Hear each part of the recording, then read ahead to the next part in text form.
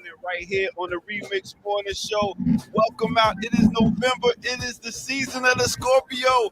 I go by the name of the Ear Doctor and your host today. We got Kalanji Changa, we got Tierney Cherie, and we got Kamal Franklin. What up? What up? What up? What's going down? Good. Good morning. Wake Good up, morning. what? Wake up, y'all. Your Ear Doctor sound like you far away, brother. Your sound went down. I said, wake up, wake up. Oh, there you go. Now, Okay. that nice fall weather. We Yes. good? All right. Yeah. Crisp. I like the fall though. It's like change. A lot of change happening right now. A lot of change. As far as the leaves. What part of the country are you in? I'm in Maryland. In Maryland? Oh, yeah. See, yeah. I left all that cold weather behind. Oh, okay. Yeah. I expect 70-degree weather from now until eternity. That's nice.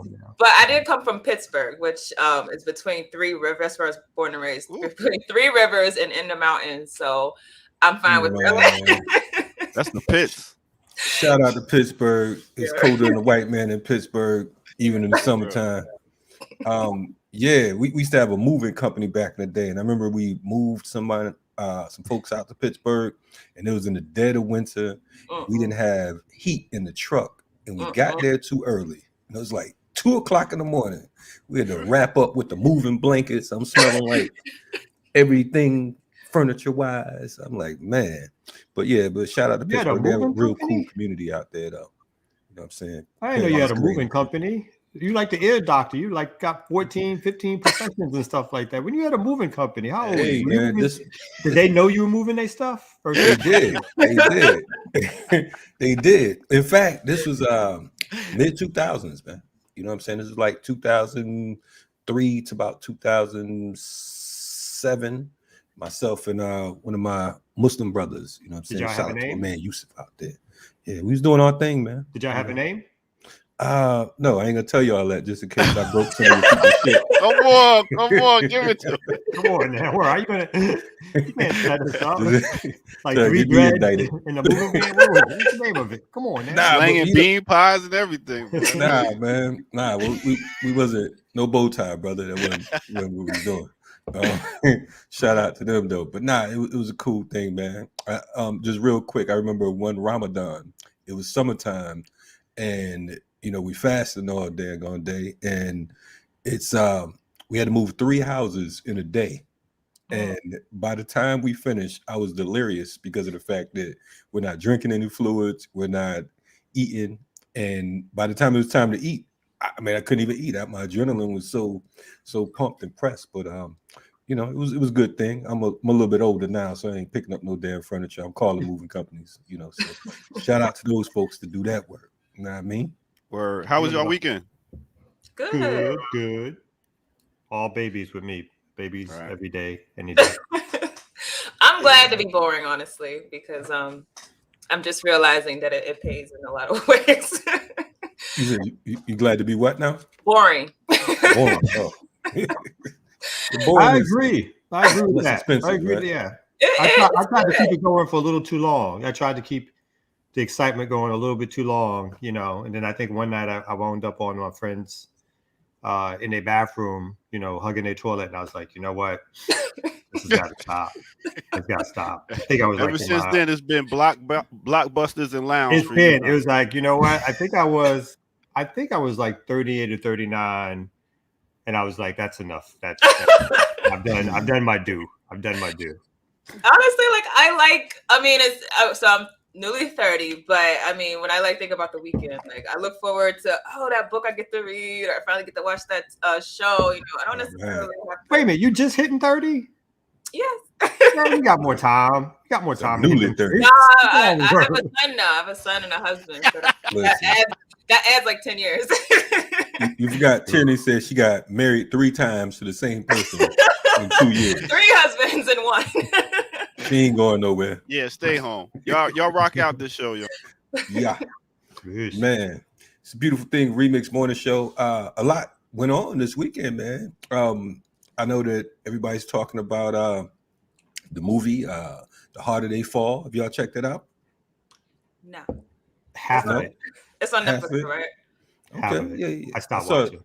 I saw Jared did something on it yesterday or whatever. Yeah. I'll save that commentary then. Also, Kamal's favorite rapper, Missy Elliott, she Walk died? of Fame. Oh, You know my what I bad. mean? Got her a star, you know. She's alive. Yeah, I mean, Oh. who cares? But you know, I love but Missy, it is all right. Yeah. But anyway, it's a beautiful day to be in the neighborhood. Like you said, a nice crisp fall, you know. Shout out to my daughter Kepra. She turns 21 today. You know what I mean? So I want to salute her doing her thing out there in the art world. And yeah, man, everything's grand, man. What's up with y'all, man? What else is popping? Did y'all see about this whole thing that happened over the weekend about the concert and everything? Yes. Yes. Your boy Travis Scott. I don't, not my boy, but yeah. What's your thoughts on that, man? Because I'm seeing a lot of, you know, first of all, man, you know, shout out to the families. Our condolences to those who lost their loved ones. I know there's some young folks there as well. So you know that's a tragic situation. But I mean, what's your thoughts on it, man? I mean, it seems to be a lot of that type of action going on. I mean, you know, that's part of what I meant. Like, I don't know. I think I just missed that whole festival craze or something like that because I never like got into it. But I'm happy I missed that because it just seems like the way that, I don't know, maybe y'all could give me some feedback, but the way that this generation like is turning up is kind of like I couldn't believe that there were so many kids inside of that big crowd. I mean, 50,000 people, and I heard there's supposed to be 100,000. I couldn't imagine like my child being in somewhere like that. And then obviously the unfortunate reality that a lot of people lost their lives and a lot of people had to go to hospital. 300 people they said were injured. So it just seems like it's just getting, you know, more intense. I don't know if you all feel the same. Well, I don't know all the details of it, but I heard that some people were saying that it wasn't 100% surprising, like something like this happened based on previous concerts or the way some of the concerts are put on. So similarly, I'm used to having some chairs that I can sit in, not just sort of free flowing and everybody pushing or whatever. Mm-hmm. But I think some of that does add. I mean, maybe obviously some of it adds to the excitement of concerts or big concerts. But if there's not a good crowd control mechanism or way in which you divide folks up so that they're not pushing on each other, unfortunately, some of these things happen like this. So, yeah. Well, you know, this isn't the first for hip hop. There was something similar in New York back in 1991. It wasn't as big, but there was a celebrity basketball game that Puffy and Heavy D, shout out to Heavy D. We know it was the anniversary of his death a few days ago. But they put on this celebrity basketball game and 9 people were killed over at City College. I remember the rapper Father MC's child's mother, she was pregnant with a child and she ended up dying as well during that particular situation. So it's not a new thing, but it's just, you know, it just seems like, of course, this is, you know, bigger capacity and it's just like, I mean, I'm just amazed that in this era, when folks are talking about pandemics and all this shit, that 50,000 people would want to be in the same space at the same time. Unless she said it was supposed to be 100,000. So, and none of them I didn't see one mask. Like, that's the other thing. Like, we just pretending this thing is over. Yeah, like, fuck it. Let's, you know, so. No, I think people are. I think like baseball games are filled, football games are filled to capacity. Basketball, I think everybody's kind of like, you know, whatever got folks staying in the house, it's like that people are just claustrophobic and they want to get out and do their thing. And I'm assuming most folks are vaxxed up, but I'm also assuming some are not. So I just think it's like a kind of a cluster of like everybody's trying to get out and everybody's taking their chances and all that kind of stuff. So yeah. Right. Yeah, I think that people are right now, just like what you said on the whole board tip. I think that some people are beyond bored. And, you know, I think that for folks who have been in a house too long or in a homes too long or whatever, and they feel like, you know, it's been too much pressure. Think about some of these political prisoners that's been down for 50, 60 years and are, you know, under 23 and a half hour lockdown. You know what I mean? I think that's you know, one of the things that I would do back in the day when we were organizing, you know, just as a younger organizer, one of the tasks we would have is to lock ourselves in a bathroom like for a day just to get the experience, because of the fact that I think that oftentimes when people talk about the prison industrial complex and that particular movement, that they don't get the full of it until you realize, okay, boom, imagine if I couldn't go anywhere. Imagine if I was fed when someone told me that I was going to be fed, and I had to eat what they were serving me, and that whole nine. You know, so definitely shout out to the PPs. And along that, you know, me with the famous segues, shout out to Mumia Abu Jamal. Had the opportunity to talk to him the last 2 days in a row. For those of you who missed that interview, you know, I implore you, we have some longer stuff coming out. But on Sunday, we did an interview, and I'm mentioning this because of the fact that Mumia was doing what we're doing right now. You know what I mean? He was, but on a more serious level, if I dare say, a journalist. And part of his crime was reporting what was going on in the Philadelphia area, reporting the crime, those criminal elements, meaning the police, the state themselves, and representing for groups like MOVE. He was a Panther who came in, who joined the party at age 14. You know what I mean? And in this next interview, he talks about that. But you know, it's sad because of the fact that here's a man that literally, you just turned 30, Tierney. He was locked up for 10 years before you existed. Mm-hmm. You know what I mean? He was on death row for 10 of the years. Matter of fact, for all practical purposes, he was on death row for 20 years, but they held him in solitary confinement for 30 years. 10 years after the federal judge lifted that the death penalty, they still kept him for 10 years because they anticipated, you know, it coming back up. And they're saying, look, well, I think I remember, you know, like in around 98 was the first time his death warrant was signed, and people thought he was actually going to be executed, like it was imminent. Right. And that was one of the things that during my, again, young days of organizing activism, like a whole bunch of groups and individuals came together. It's actually Right. how I first got to meet Juba bin Wahad, because he was freshly out and working on an organization in New Jersey around political prisoners. So that way it was like one of the first major campaigns was around stopping Mumia's executions. And to think that, you know, since that time, he's been held under the similar conditions, again, been threatened with immediate death or imminent death. It's amazing that he's continued to fight and battle and be a resource to the larger community around organizing and surviving. So yeah, shout out to Mumia and shout out to that interview on Black Power Media. Absolutely. Yes. But anyway, we got a lot coming up, a lot going on. Happy to be here on this glorious Tuesday morning. Shout out to the chat, because the chat be doing their thing. You know what I mean? The remixers and whatever names y'all want to call yourselves or whatever. You know what I'm saying? We definitely, most definitely appreciate you, because we see that you all are sharing and adding on, bringing in your friends and family members and so on and so forth. Some of your friends are crazy as hell. I ain't gonna say that, but I see some of y'all. But anyway, we appreciate it. And I compliment you on more shout outs for the Patreon. Thank y'all for the support. I compliment most of y'all for now letting your credit card lapse. There's a few of you that did. You know, I gotta make that up. I'm just saying the numbers every first of the month, the numbers drop a little bit and you gotta like work their way back up. Appreciate y'all that paid them bills. You know what I'm saying? Keep supporting. Listen, man, we can't take Kamal nowhere. That's why we bring the Ear Doctor. Please, Ear Doctor, join us. Help us stay here, Ear Doctor. A pimp named Slickback over here, boy. Where my money? Where my money?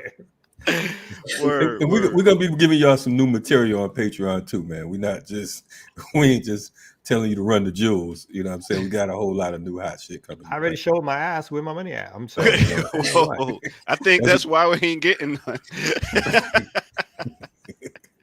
Exactly. Yo, I'm gonna go ahead and give y'all some of the weather. It's about time for the weather report, whether y'all know it or not. So let's get to it, y'all. Weather. All right. RemiX Morning Show. We got that.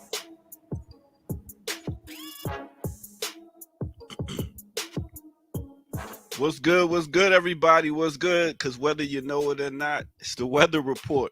right here on Black Power Media. I go by the name of the Ear Doctor, and you are tuned into the RemiX Morning Show. In case you didn't know. Now, check this out. There's a button at the bottom of the screen. It says like. Make sure y'all hit that, and make sure y'all hit the subscribe button if you haven't already. Tell a friend to tell a friend. Hey, right here, it's on again.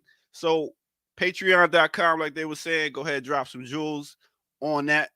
Black Power Media. We appreciate it, and that way we can keep it moving and bring y'all bigger and better things. So let me get to the weather. All right. So let's start off in Baltimore, Maryland, where they say do to, and I'm just trying to be on YouTube. You know what I'm saying? Big up to Baltimore, Maryland. High today is 72 degrees. Next, we're going to take it to the west side. Oakland, California. They got a high today of 64 degrees. Next, we're going to take it down to Bahamas, where they be like, hey, bye. Big up to my people down in Bahamas, Nassau, Bahamas. They got a high today of 80 degrees.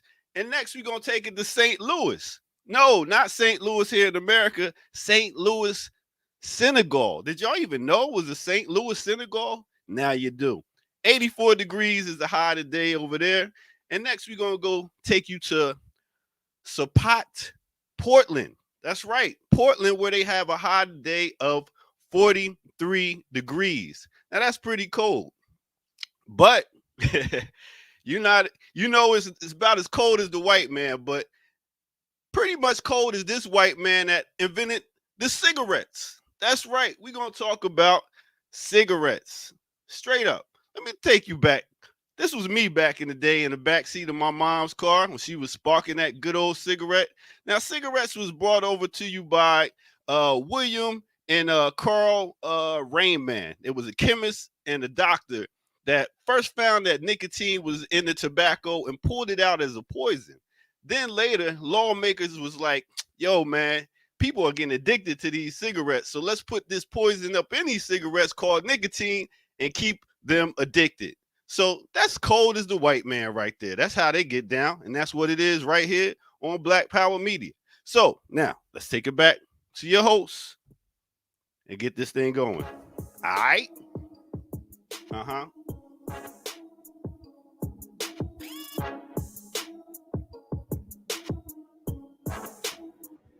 Shout out to the Ear Doctor in the back seat.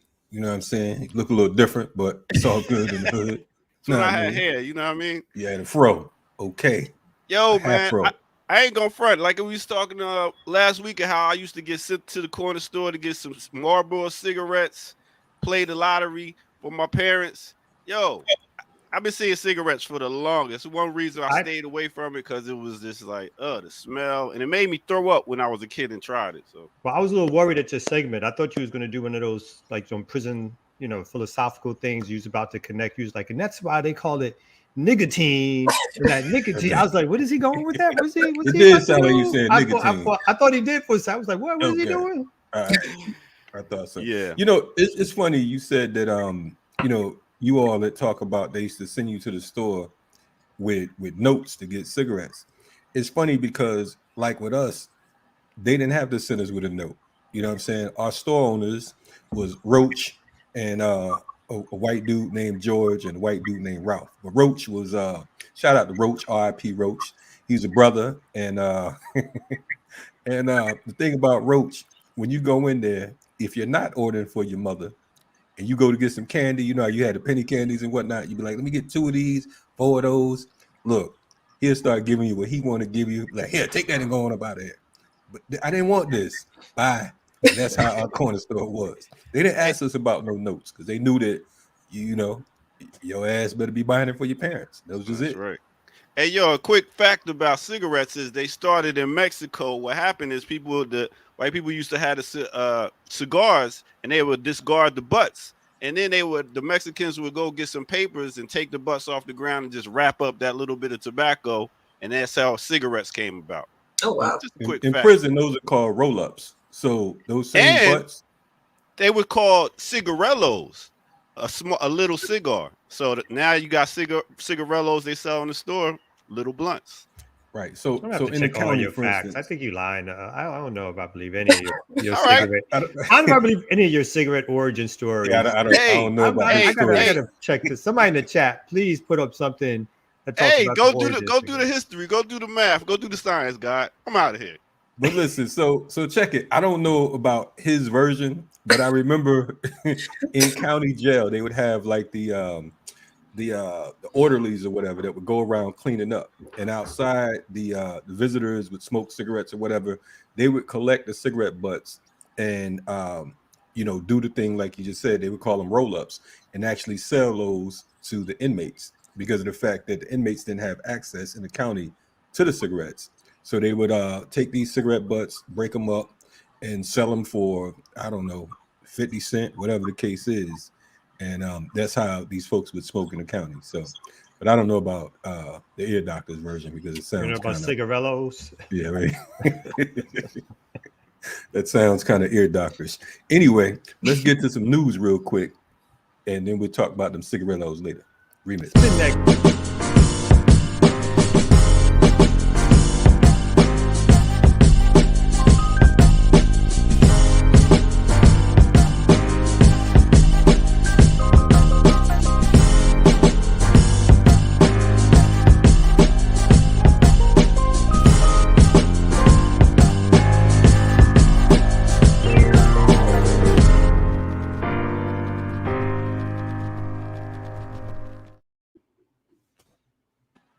Because first he said the cigarette was invented by some dude named Carl and some other white guy, and then he had it down in Mexico. I need some fact checkers, B. I need fact checkers on this. I don't. That does sound kind of. I don't know too many Mexican Carls. I mean, it could happen. But I don't know. Carlos? I don't know. Carlito? I don't know. Carlito. That's what I'm thinking Carlito? about. Carlos, Carlos? maybe, but I don't know about Carl. But that sounds pretty ear doctorish. I want to go to the chat real quick. Someone asked about they said the January 6th insurrectionists. There was one that was released due to cancer and unsanitary jail conditions. And he said, can that be used as a precedent for Mumia and other political prisoners? I can answer that. I'm not an attorney. The answer is hell no. Mumia is right now. He's battled Hep C, and he's battled. He just had his. What's the situation with his heart? The not murmur. The heart. He just had heart surgery earlier this year. But unsanitary conditions with Black folks and particularly political prisoners, that's kind of the norm, so it don't really go like that with that. These white folks are a little more privileged, these January 6th insurrectionists, which brings me to my first story. There is a Capitol riot suspect who was accused of attacking police during the insurrection, actually fled the country, is now claiming asylum in Belarus. This Capitol riot suspect accused of attacking police during the insurrection has fled the country. 48-year-old Evan Newman is on the FBI's most wanted list for charges. He's facing 6 charges, including assaulting officers, obstructing law enforcement, knowingly entering the Capitol without permission, and violent conduct, according to documents. Just a month after court documents were filed, Newman sold his California home and fled to the Ukraine in the summer to avoid arrest. He has since surfaced in Belarus. Newman appeared on Belarus TV, state TV, last week, according to Moscow Times. And, the man initially traveled to Italy in March and made his way to the Ukraine, where he rented an apartment for 4 months. And he said that Ukrainian security services were following him after 2 weeks. So he fled to Belarus. Fled is a strong. Sounds like he's vacationing. I'm sorry. I mean, he had time the man sold his house. I know he had time to sell his home. That's not an escape. It's not an escape plan. I'm just amazed that he had time to do all that. Like, while they're actually investigating him. Like, selling a house is like a process. Yeah, I mean, wouldn't that be kind of a red flag? I mean, you have, they got your social, I was about to say your serial number. They got your social security. All of this stuff has to take place. The banking and all of that. You would figure that would hit a flag. I mean, Black folks go to jail for jaywalking, and their ass can't leave the state. You got time to sell your house and move to the Ukraine and show up on Belarus And they TV. traveled to Italy and some other places. It was like a jar. It didn't sound like. Yeah. And Italy's got extradition, so I'm not quite sure. I mean, it sounds like this is being turned to something where this person is trying to make it ultra political, that they're escaping the authorities. Right. He sounds like, whatever crime he would be convicted of, similar to the story you were just talking about.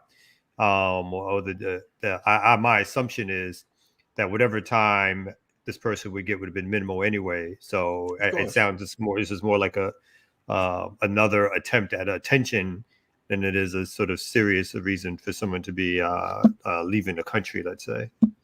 And is he given asylum or is he seeking it?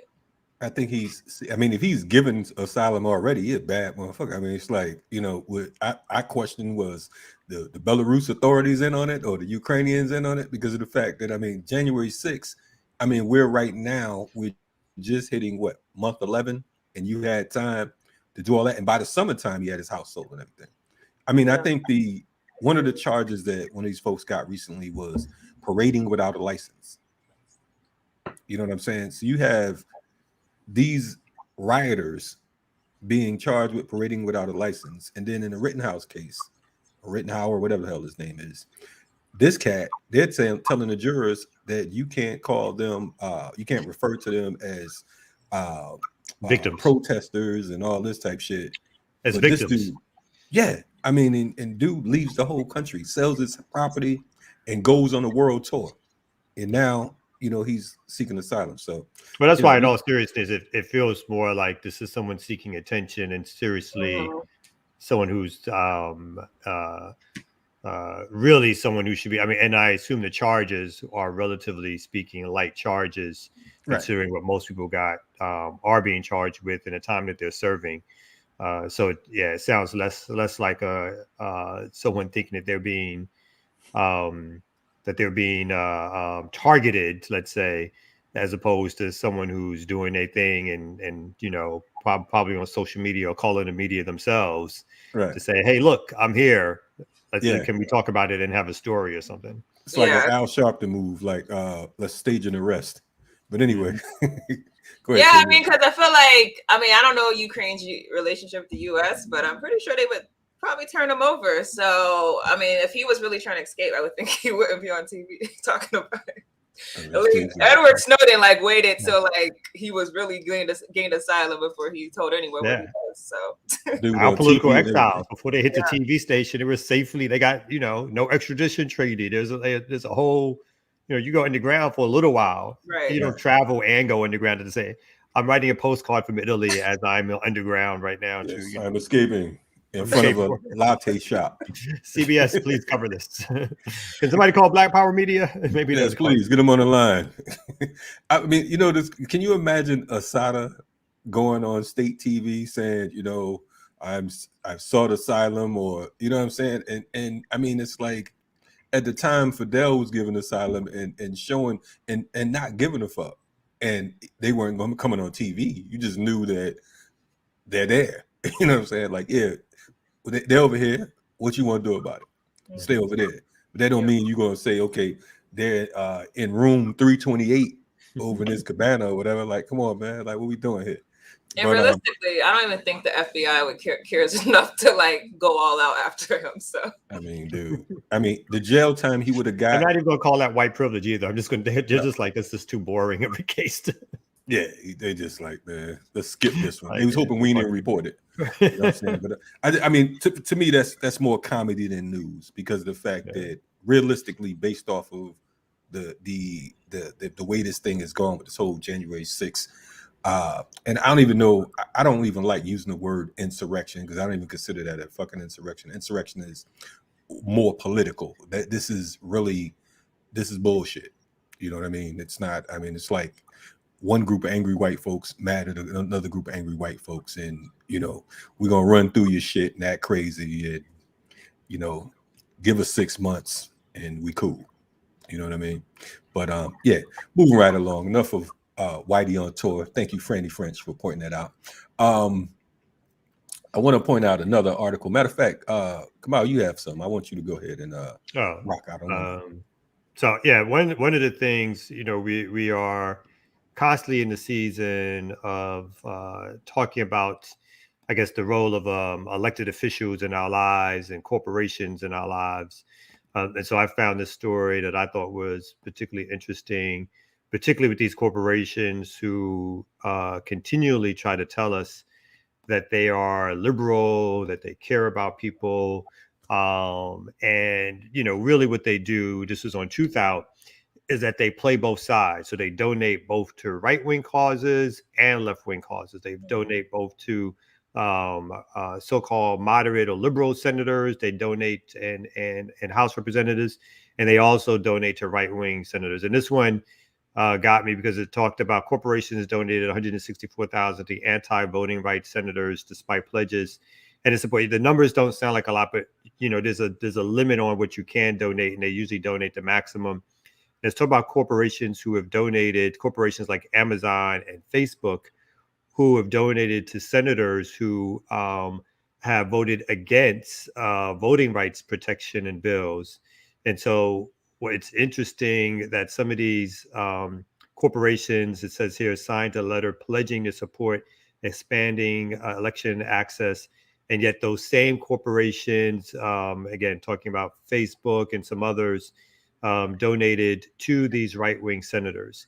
And so there's a report that was issued, and I'm going to go to that now, that shows Microsoft Corporation, Amazon, Facebook, Intel, Cisco, Target, Dell, Boston Scientific, and then there's more who all, again, donated to these senators who really were backing anti-voting rights legislation.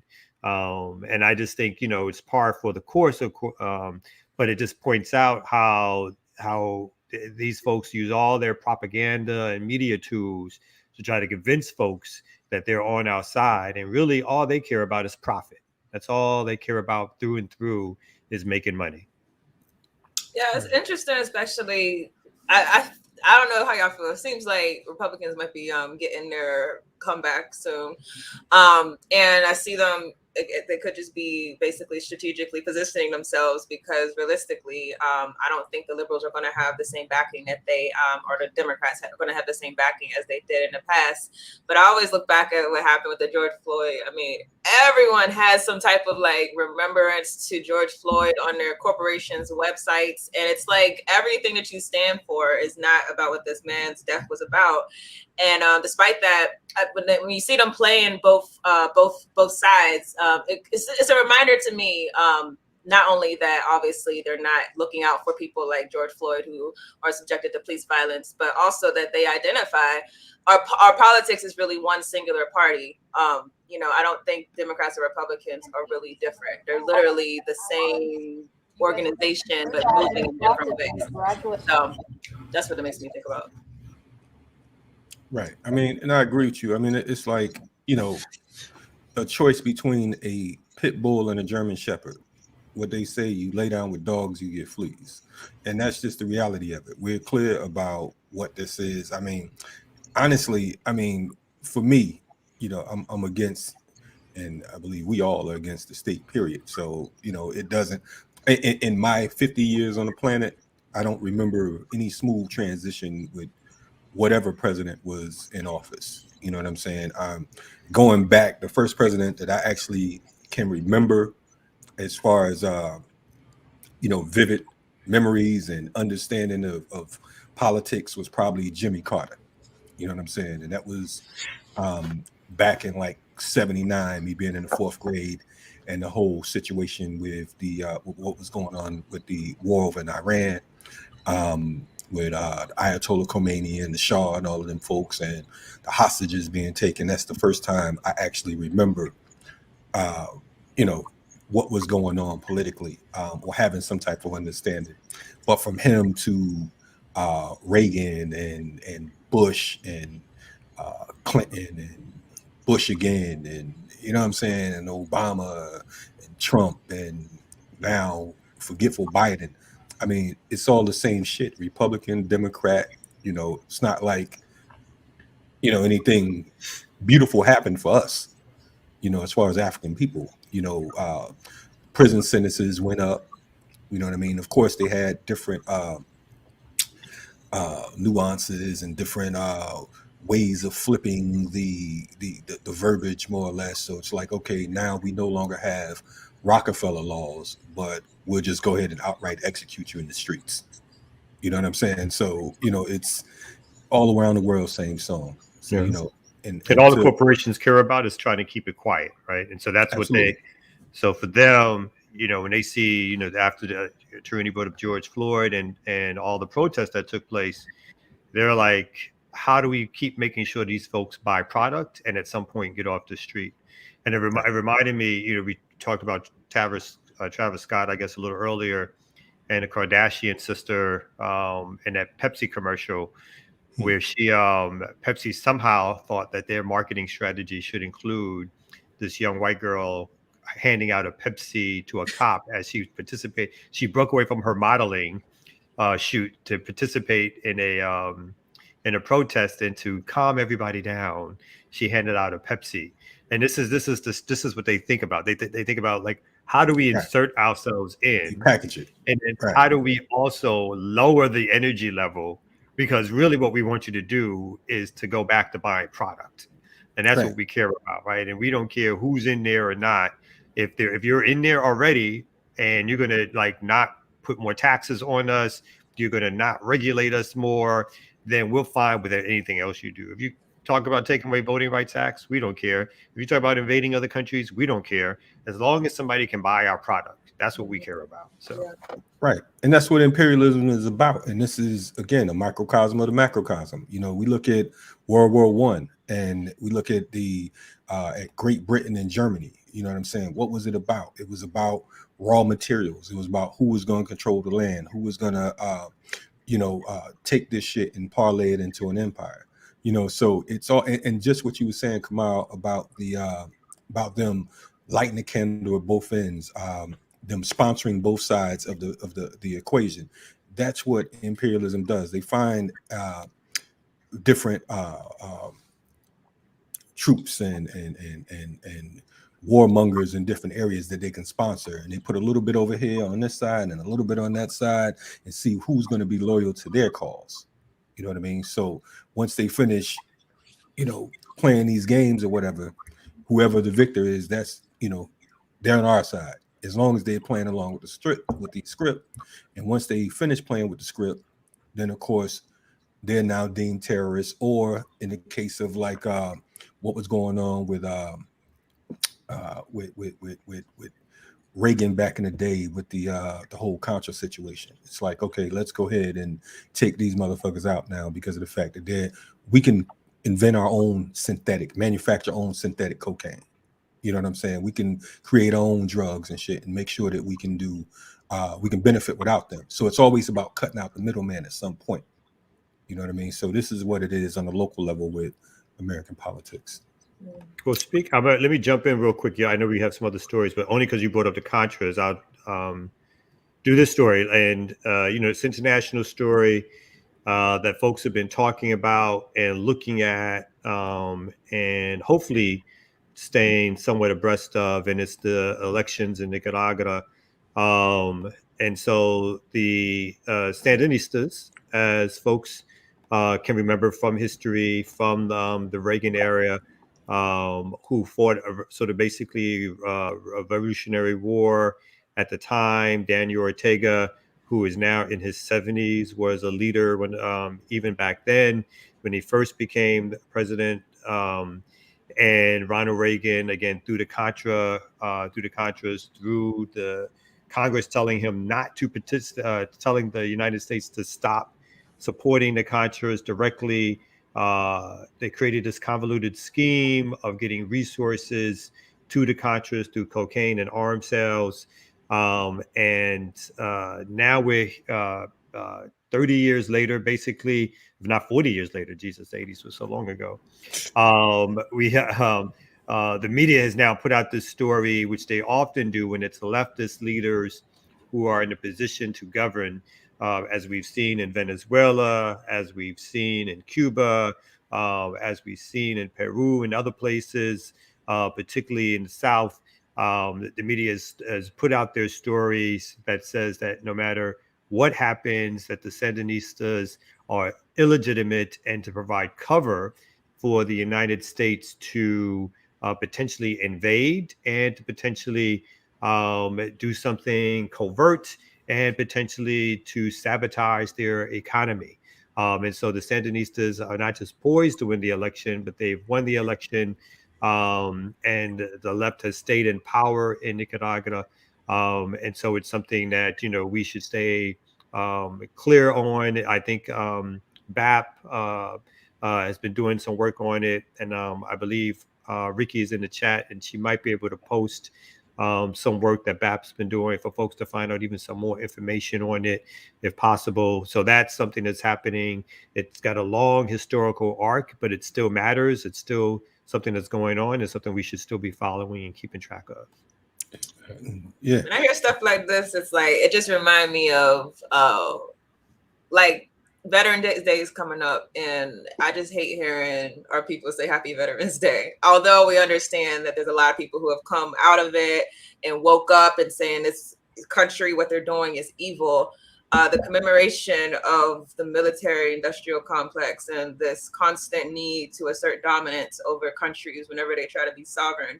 That's literally what this whole intelligence community, this whole military global police, that's what it's about. And I don't understand how we can even feel any allegiance to that system. Personally, I feel like all African people, if you join the military, you are literally recruiting yourself to be a part of the demise of your own people. And so you should be understanding that. That's literally like the epitome of selling out to me. So I don't know. That just made me think of that. But the ill thing about Veterans Day is the fact that, there's so many quote unquote veterans who are homeless, who are on the streets right now. Of course, they talk about, this whole healthcare with the VA and all of that type stuff. But many of these folks don't have a resident to go to. Many of the folks who have suffered, that are walking around, who have been traumatized and, from war, because of the fact that, there's no way you have to be a sick individual to experience war and not to be affected. You know what I mean? To go kill for other people and come back. And what do you get? You get a day where you get some damn Chick-fil-A sandwiches or some discounts on some shit because you're a veteran. You get a free meal on this particular day. In my opinion, even us in the quote unquote movement, our veterans, folks from the BLA, folks from the Black Panther Party, folks from RAM, so on and so forth. There should be days that we celebrate them and we commemorate them, and their money should be no good wherever they go. You know what I'm saying? I was looking at this piece. I saw a little bit of that drink champ bullshit with Kanye, and one of the things he was talking about was he goes to these places and he doesn't have to spend any money. Folks are like, no, your money's not good here, whatever, so on and so forth. It's the illest shit. The more money you have, the less money you have to spend. And the less money you have, the more money you have to spend. Capitalism is a serious a serious tool of not only oppression but just destruction. So it's amazing. But yeah, Veterans Day. Man, moving right along before I offend someone. Any other stories you want to drop, Tyranny? I know your time is limited here with the good people of BPM. Nah, I just came in to chime in on y'all stories today. I haven't been in the news like I should be. No doubt. That's cool in the gang, man. You got one more you want to do? Come out. You want me to go? Sure, I can do one more. I got a quick one. That's on this theme that we've been talking about around what is Black Power and what isn't Black Power in some ways. And so, as folks know, in New York, I'm assuming folks know there's a recent election, and now we have the second Black mayor ever in the history of New York, and that is Eric Adams, a former police officer who's been around on the political scene for decades now. city council person, and so forth. Admitted sort of moderate to conservative. He was backed by corporations. He got a lot of resources to help him win this campaign. And he is sort of one of those folks who is the epitome of where Black politics has gone over the last few decades. Fits directly into that Obama mode of politician who uses their Blackness to get Black people to vote for them, but does nothing for the Black community whatsoever. And has never done anything for the Black community whatsoever. He's been continually pro-police. He's been continually pro-corporation, and continually big development has been the things that he's backed. And this is what we have now in terms of Black politicians. And so some people, again, are celebrating that someone like Eric Adams becomes the second Black, again, this representative politics, the second Black mayor in New York City, David Dinkins being the first, again, some 30 years ago. And we celebrate that. But what we don't understand is that he's just a stand-in and someone who's going to put the same policies that any white moderate Democrat would do. There's no difference whatsoever, except he gets the cover now of saying that he's Black, which means that some folks will throw less critique and criticism at him because they don't want to harm the chances of a Black politician succeeding and so forth. And since you brought that up, I actually just remember Pittsburgh actually just elected their first Black mayor. And the thing about Pittsburgh, anyone who's familiar with the area, it's very well, it's actually been listed as one of America's most racist city. It's known for having very disparate conditions for Africans in the white society. It's known for being majority white and like white controlled. And I was like, surprised that the whites would let that happen. But it's kind of like we said, like these things are done strategically. Although I hear, from what my mother said, she said the guy, at least he came through the community. But I also know that whenever you go into these offices, particularly in cities where the base is so white and so conservative and so strong towards the right, that you're not going to get nothing done, because you're going to be walking on, if you have a good heart, you're going to be walking on eggshells trying to please these whites, because you notice the second you do something they don't like, you're going to be taken out. And so it's kind of at a point now, as sad as it sounds, like I prefer, like when I look back in like the historical documentaries and most of the politicians in the Democratic Party were just white, I prefer that, because I'm so sick of seeing melanin weaponized to inflict more harm to us. I'll say this, I prefer seeing like Donald Trump, where we were clear like this is what it is, to seeing like Obama doing the same stuff and we're all like, oh, he's Black. Like it's a sad thing, like what they're doing, and too many of us are just too complacent to even care. Tyranny in a sick and sad way, I have to say I agree with you. I prefer my slave masters white if I'm gonna be a slave, because of the fact that way I won't become any more demoralized, because of the fact that I think it hurts worse to have to look up and see that you're getting beat by someone that you would have fought for. You understand what I'm saying? The fact that you're being destroyed by someone that you would have fought for if you didn't know any better. So I understand your sentiments. And it's crazy when you talk about Eric Adams. The thing is, those of us who are from the tri-state area, we've known for years. He played this whole special cop, like he was fighting for the people and he was against police brutality and all of this bullshit. And all of that was a primer for this very moment. When you look back at Eric Adams' career, you'll see that, everything that he's ever done was to get him where he is right now. And they feel comfortable. And right now, it's okay to have Black anything, because, like I was talking to Daruba the other day. He said, why would they want to get rid of Black folks? We're the political football. They kick us from Democrat to Republican.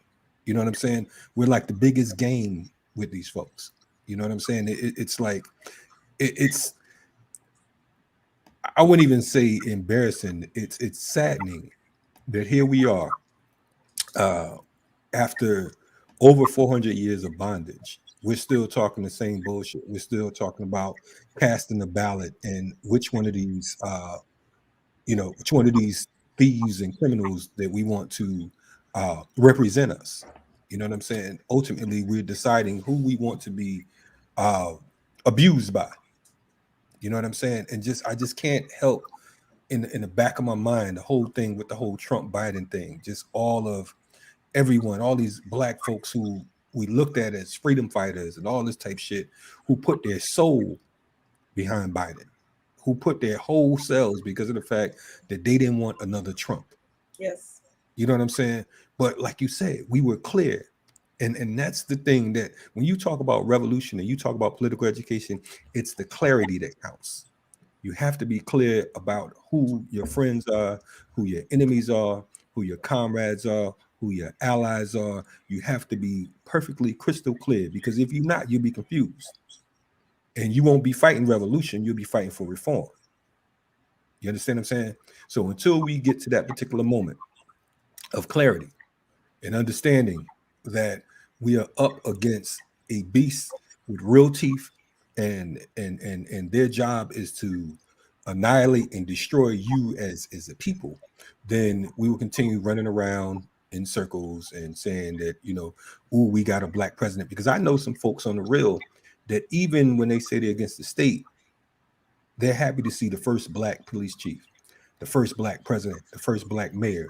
That is our ultimate downfall. Yes. When we see the first black anything in America that represents this imperialism or capitalism, that is a sign of our insanity. That is a sign of us going further and further into degradation. There's no way possible that we would celebrate the fact that we were bought and sold to some Africans opposed to some Slavs.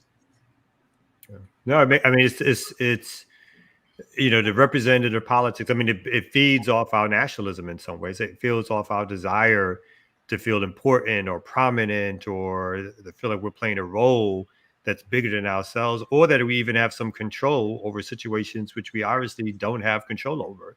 I think it just feeds into that. When you looked at what happened when Obama was first elected, the celebrations that were happening in the streets and black neighborhoods, folks who were somehow generally believed that Obama would somehow be able to either manipulate or be different in terms of what he would do for the black community than other folks, strictly because he was black, right? We put our nationalism, our hopes, our desires into that stuff. And on a smaller level, that still happens, and obviously happened before Obama, but now it's still afterwards.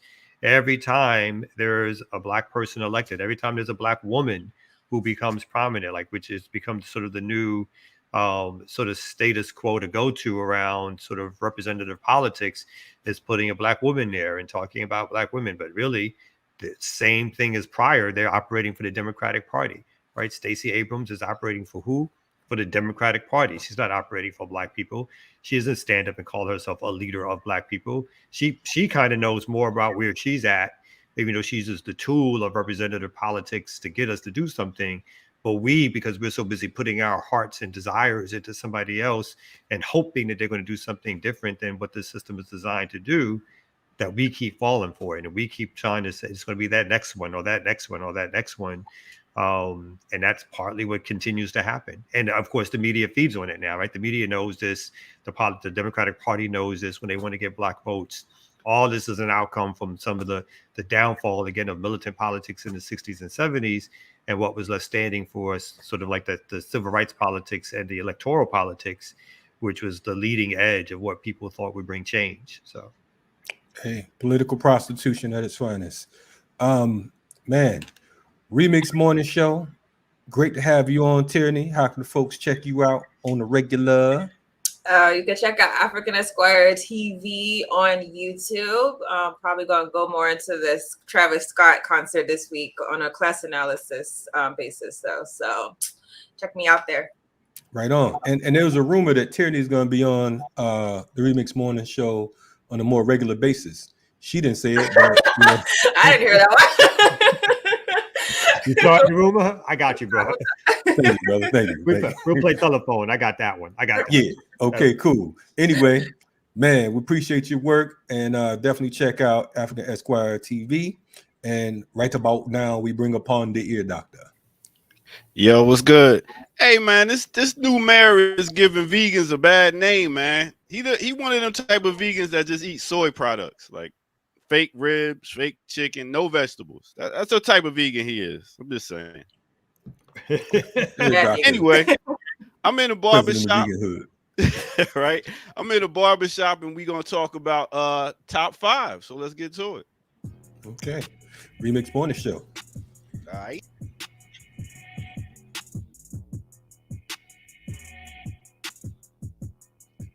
All right. All right. What's good, everybody out there? I go by the name of the Ear Doctor. This is the RemiX Morning Show. In case you don't know, hit that like, hit that subscribe. Now, check this out. I'm up here with my people. Yo, man, I don't want no do-rag. What am I gonna do with a do-rag? I'm in the barbershop. We chilling. We talking. We was talking about house music. That's right, house music. House music started like in the 80s. One of the godfathers of house was Frankie Knuckles. And it started in Chicago, like I said. One of the first songs is On and On, and it was a remake of a disco song. And then you had another song called Music is the Key that came out in 1985. It's crazy to think that house music is still mad young, but it is mad regional. So we're going to go with my top 5 house songs when I'm rocking a party. So you might have your own, but we're going to rock with mine. So one of my first I'm going to start with is no other than Ally Us. And he had a song called Follow Me. Follow Me. Yeah. Follow Me is one of the hardest joints that you're going to hear when it comes to house music. Next, I'm going to go down the list. This song right here is by a brother called Green Velvet. And the name of that song is Percolator. It's time for the percolator. It's time for the percolator. Y'all know that song right there. So that's Green Velvet, Percolator. Next, we're going to go to Soho. Soho, who came out with Hot Music. Hot Music. That is a very hard joint. That's right. Soho. These sisters came through with it.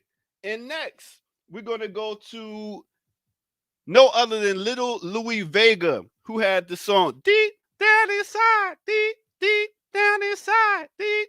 That was the joint right there. And next, my number 5 is no other than the Jungle Brothers. The Jungle Brothers came with I House You, You in My Hut Now. And it was crazy because Jungle Brothers was known for their hip hop, but they had that house fuse too with that song. And it had another house song too, so don't sleep. But those are my top 5 picks for house music, and that's what it is for today. Now, let's get back to our hosts. Yeah. Uh-huh.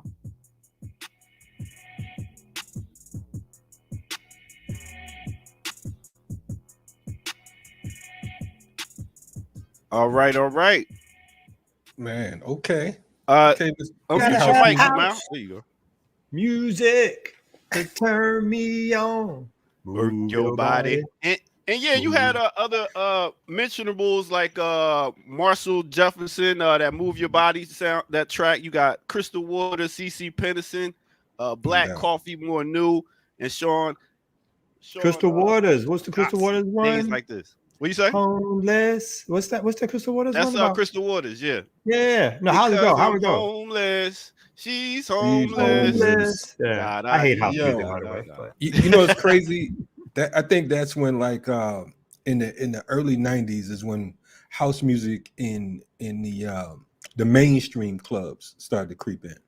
I think that was kind of around the time like dancehall, when Shaba and Supercat and all those, when folks were getting introduced on a basic level to dancehall. I think that's how it was with house amongst the mainstream. Of course, I think that shout out to Chicago. I don't think nobody houses like Chicago. You know what I'm saying? But definitely, New York had a serious scene. And somebody shouted out Colonel Abrams. Colonel Abrams was definitely that dude as well. Let you get the best of It was some me. dope house. Sylvester, you know what I'm It saying? was. A lot of those folks was definitely, Sylvester. yeah. I'll yeah. make you sweat until soaking wet. They had, and it had some conscious songs too in the house music. Yeah. You got Yeah. house was its own thing right there, man. Big up the house Wait a in minute, what was the Jersey, Sylvester Zanzibar. song? Let's stop playing Club acting like Zanzibar. Whoa, you took yeah. it all the way back, man. Let's stop playing like in the Jersey village. wasn't rocking the house. We always had this debate with Chicago, Jersey, and Yeah. but Is it that is the what it debate? is. House. Was that the debate?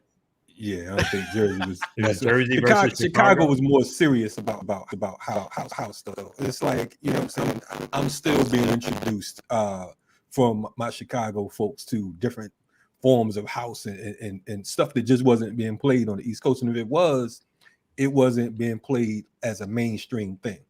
You know what I'm saying? Mhm. Like with some of the artists, most of the artists you just named, those are the joints that you can go into an R&B or hip hop crowd, and at some point in the night, you're gonna get that. Everybody. And You you know what I'm know saying? the thing about it too is shut up, man. oh my bad. Anyway, you know the thing about it is a lot of this music, like hip hop and house, came out of disco because it was dance music. So disco gave a lot of love to the genres we rock with. And like Hiram said, Jersey definitely came with more club and dance type shit. So and that, were they that robbing was people in difference. clubs? You mean? Huh? Jersey, they were robbing people in clubs. That's what you mean? Well, I mean, you remember Zanzibar though, man. I mean, but Club Zanzibar was like a whole nother planet. You know what I'm saying? Right. It wasn't the tunnel. You know what I'm saying? It wasn't. You know, you wasn't. That's why it became so well known. Look, man. Hey, when you went to the tunnel, you wasn't going too deep. You know what I'm saying? You wasn't going by yourself. No, you could be a Vic. Man. You know what I'm saying? So, shout out to the tunnel. That was my top 5. Love it or hate it. Make your own list if y'all don't appreciate it. That's what it is for the day. Damn. Okay. Ladies and gentlemen, thank you for the ear doctor for his top 5 house music. You know what I'm saying? Notice he never brought back up the cigarettes thing. I noticed that, man. He never came back with the cigarillo. You think he was gassing us on that? Cigarettes and shit. I never heard that before. You know what I'm saying? He said Carlito committed. You know, he said Carl. Carl in Mexico or some shit like that. Okay. Some Dr. Carl in Mexico. Okay. Somebody's still got to find that history out. I really don't buy it. Hey, man, the ear doctor has his own version of history, and that's, you know, his historical whatever you call it. Listen, in 1828, William Posset, a doctor, and Carl Raymond, a chemist, both from Germany, first isolated nicotine from the tobacco plant and said it was poison. I did not say that they invented the cigarettes in Mexico. Okay, my bad. No problem. I take the blame. What did you say, Kalaji? Clarity. There you go. Hey, you gonna dip off with it too.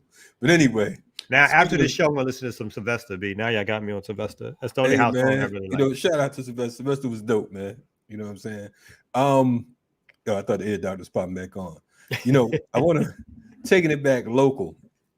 You know, I just saw this article yesterday talking about Remington. Remington Arms is going to be moving to Georgia. You know what I'm saying? They coming with $100 million and $856 job deal. So they're moving to LaGrange, Georgia, right? Now, for folks who are not familiar, if you're not into guns or whatever, Remington is one of the top, unquestionably, probably in the top 2 gun manufacturers in this country, if not the world. You know what I'm saying? And they've been around for years. Folks like them and Winchester, Colt, so on and so forth. And they're talking about moving here to Georgia. And it's crazy because of the fact that one thing that he talked about, they're moving from New York, actually. They're moving from part of New York. I believe it's Ely, New York. I feel like the ear doctor right now, about to make some shit up.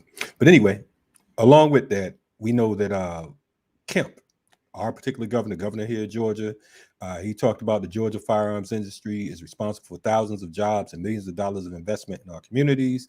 For folks who don't know, Governor Kemp was infamous for his campaign commercials. In one of his campaign commercials, he's actually held a rifle to pointed it at someone, and he talked about rounding up illegals, had a big ass bus, and he had a shotgun, and he was talking about, on the side of the bus that they was gonna, he was gonna pick up all the illegals and drive them to Mexico himself. And he actually won the election. Is the cat who beat out what's your girl's name? Stacey Abrams. Yes. So these white folks here in Georgia, I mean, they're ecstatic. Now, I was thinking about that. I'm like, why Georgia? First of all, we know that the gun laws are incredible. I mean, you can just go in and purchase a firearm. You know what I'm saying? This is a state that, of course, we have the whole castle doctrine, where you can have a firearm in your car, in your home, or in your place of business or whatever without a license or permit. So I'm looking at it, I'm like, wait a minute. So we have this particular thing going on, but then also we have this whole Cop City thing going on in Atlanta. You know what I mean? So guns and more police training is just what we need here. I know that there was a local election, and all the candidates were pro-police. In fact, pro-Cop City. Can you speak to that, Brother Kamal? Yeah, I mean, I'm a couple of quick things. When I got my first gun, it was here in Georgia, and I had nothing but a driver's license. So I didn't have to say I had any training. I didn't have to show anything, and I could have bought it and I had to fill out a form, and they did a quick background check. But my understanding is I could have bought it even quicker if I went to a gun show, right? I could have bought it even quicker online. So the idea in Georgia and a lot of these southern states, of course, where so-called gun rights is king, it's just about getting as much guns into people's hands as possible, and then scaring the shit out of people around people committing crimes and coming to rob you and steal from you, which I think fits perfectly within that narrative that's now coming back around the issue of Cop City, which you're right. All of the major mayor candidates in Atlanta, who this time around were all Black, going back to our other story, supported Cop City. I think only one in particular did not, but he was far behind in the polls. But all the other major mayoral candidates were clearly backing Cop City, and Cop City is part of the narrative that crime is crime and murder is something that we need more police on the streets. The police need more training. And what's happening in Atlanta is that they're creating, as we've spoken about before, they're deforesting a certain part of the city, and over 100 acres they're taking out so that they can build the largest training facility in the country for police officers, bigger than New York City's training facility, bigger than Chicago's training facility, bigger than Los Angeles's training facility. So this is going to be a place where, and we talked about again how they are tied to, in terms of training from Israel, in terms of how to apprehend people, how to subdue folks, and how to subdue protesters. So this is all tied into the idea of subduing protesters, radicals, activists, organizers, and it's all being done under a counter narrative of stopping crime, and so forth. And so that's part of all this is about. And then lastly, and I'll shut up, I think the idea about the Remington coming here also fits into that narrative that these corporations are only interested in the lowest tax rates and the ability to pay people at the lowest rates possible. And that's what got them here from New York, is that Georgia made promises on lower tax rates for these corporations, and that's what they cared about. And so they made their journey. They don't care about the lost jobs in New York. Now they only care about having access to more land on the cheap, paying people a little cheaper than what they do in New York, and then they're satisfied. Right. And I just want to point out to folks, because of the fact that when you don't live in Georgia, and folks look at Atlanta as some type of dream mecca. You know what I mean? I know that from just living outside of Atlanta. Before you move to Atlanta, like, oh man, I'm moving to Atlanta. It's like, saying you're going to Atlanta is like you were going to the promised land. For all practical purposes, Atlanta, where I'm from, is thought of as like going back to Africa. You know what I'm saying? Because of the fact that you're talking about culture, you're talking about, a Black city, But like we pointed out earlier, you know what I'm saying? I mean, you know, neocolonialism is still colonialism.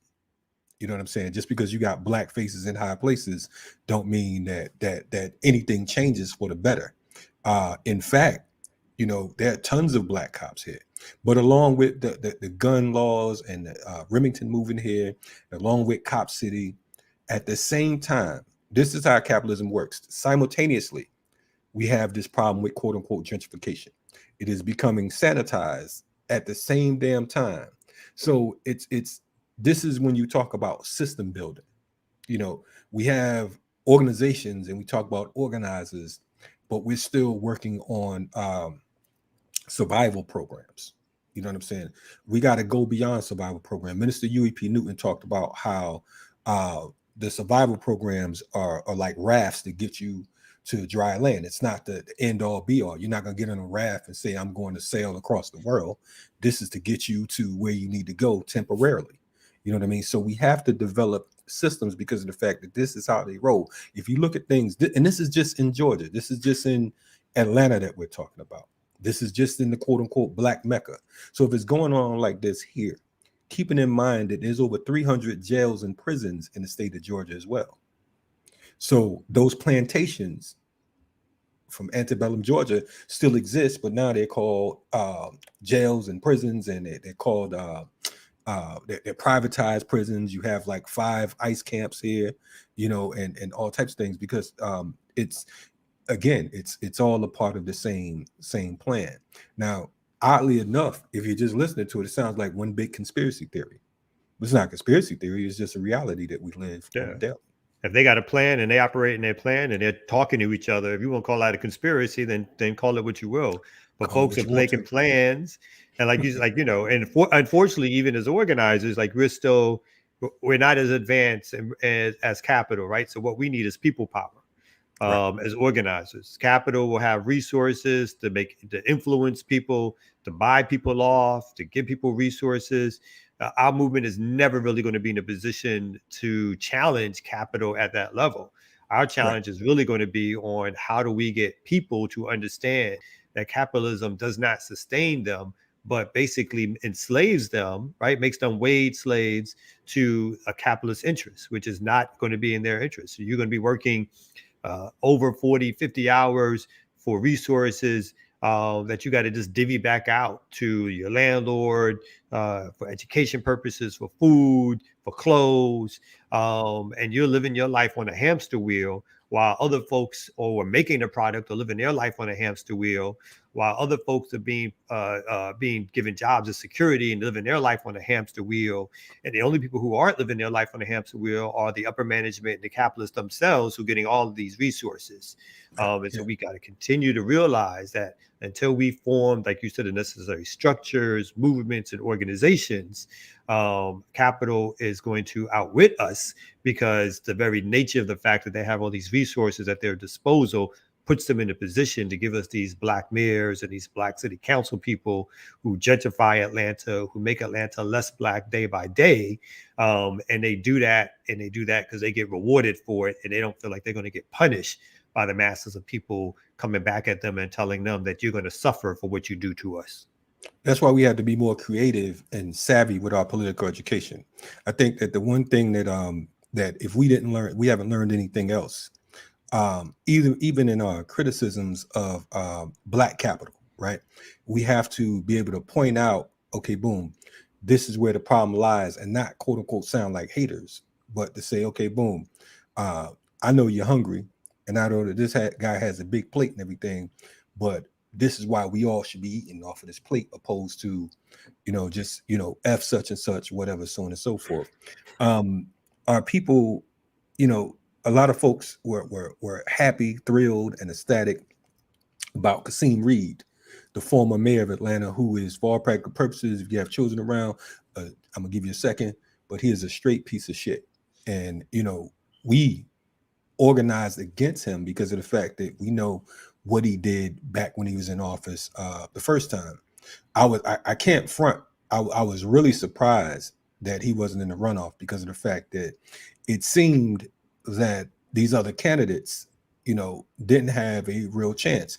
Now we know Andre Dickens has made a, he's been, the councilman at large, and we know that he's done work in the community, and but at the same time, we know that Kasim Reed was backed by the gangsters and he was backed by the police union. So it's a beautiful thing to see him get sacked because of the fact that, like we talked about earlier, he was clear with his shit. He wasn't holding no punches, real arrogant. This is how I'm rolling. This is what I'm going to do. Shut up and listen. And that's just the plan. But the thing is, like we said earlier, it reminds me of the whole Biden-Trump situation, because of the fact that you still have these other black candidates. It's guaranteed it's going to be a black mayor. You know what I'm saying? So it's either going to be Felicia Moore or it's going to be Andre Dickens in this runoff. In Georgia, mayoral elections, you got to have at least 50% of the vote, over 50% in order to be elected. If not, it's an automatic runoff. This particular instance, again, we have both candidates that are pro-cop city. So now we have to figure out how to organize around that issue, because of the fact that, what seems like a victory or a small victory is really not a victory at all. It's almost like a concession. So I think part of it is that Kasim had so much baggage, right? Right. So Kasim had, and I agree with you. I think people want to say now that they weren't surprised, but I think we all were somewhat surprised that he wasn't one of the two finalists, let's say, for this election, because he had resources, he's got infrastructure. Behind the scenes, he was really been running Atlanta for at least the last 20 years, in a sense, in terms of his connections to Shirley Franklin. He was her campaign manager. I guess, again, him being mayor for 8 years, and he backed Bottoms, who became the mayor. Out of his camp. Right. Yeah, she came out of his camp. He backed her completely. And again, we all say we want to know what that phone call was like when he called her and said, guess what? I'm running for mayor. And so you shouldn't run, because it was obvious that something like that happened. No mayor, even with all the troubles that she had, unless she's got a guaranteed position at Biden, that's probably like that's one of the top levels, for an Atlanta politician, is to be the mayor. She just didn't decide on her own that she was going to bow out and not run for re-election. So I do think people were surprised that Kasim Reed came along and he ran, but did not run the race that got him into the two top candidates. So, but I agree with you. I mean, Andre Dickens supported Cop City. Felicia Moore was well banked, supported Cop City. She got what I call the Mary Norwood vote, which means all the white people who voted for Mary Norwood, a white independent who really was Republican, who came very close twice to being the first white man in Atlanta in 40 years. All of those votes, Buckhead and so forth, a lot of that went to Felicia Moore. So she got that, and she got sort of a plurality of the black vote that put her up top. And again, I think Kasim was just thought of as this, even though the politics are very similar with him and Felicia Moore, I think he was thought of as just too much trouble, too much baggage, too fiery, and the rest of it, too much of a bully even. And so folks went away from him at the very end. But but for me, Dickens, even though he's done community work, I think what he did when he was the city council member was somewhat cowardly to not vote against Cop City when other city council members some of them got the facts and actually changed their vote. He was one of the people that I think some folks expected to potentially change their vote, but he decided not to. And I think some of that was in preparation for his mayoral run, thinking that he needed the white moderate vote also to get in. So, well, one of the reasons I was happy that he didn't make it as well, Kasim, that was because of the fact that during the whole Occupy Atlanta operation, I had the opportunity to call him a bitch to his face. You know what I'm saying? With his top brass cop there, and he was like, "Get him out of here! What are you gonna kick me out the park?" So, that was one of the highlights. So I'm sure that he would have loved to ran into me again as mayor. but yeah, shout out to to all the Africans out there who are looking to overcome this oppressive system. With that in mind, bring forth the ear doctor them.